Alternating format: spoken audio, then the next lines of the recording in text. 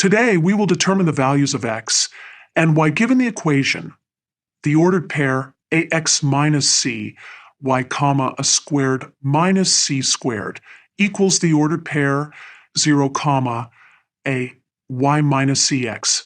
From this equation, we can derive two important equations.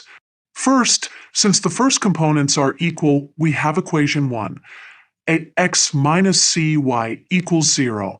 And from the second components, we have equation 2, a y minus cx equals a squared minus c squared.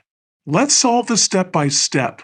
First, let's multiply equation 1 by a. This gives us a squared x minus acy equals 0. Next, let's multiply equation 2 by c. This gives us ac y minus c squared x equals a squared c minus c cubed. Now, let's add these equations together. When we do this, notice that the acy terms cancel out. This gives us a squared x minus c squared x equals a squared c minus c cubed. Let's factor out the common terms.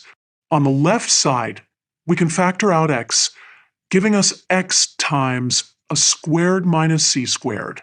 On the right side, we can factor out c, giving us c times a squared minus c squared. Therefore, x equals c, provided that a squared is not equal to c squared. Now that we know x equals c, let's substitute this back into equation 1. This gives us ac minus cy equals 0. Solving for y, we get y equals a. Therefore, we have found that x equals c and y equals a. So our solution is the ordered pair c comma a. You can verify this solution by substituting these values back into the original equation. Thank you for watching. If you found this helpful, please like and subscribe for more mathematics videos.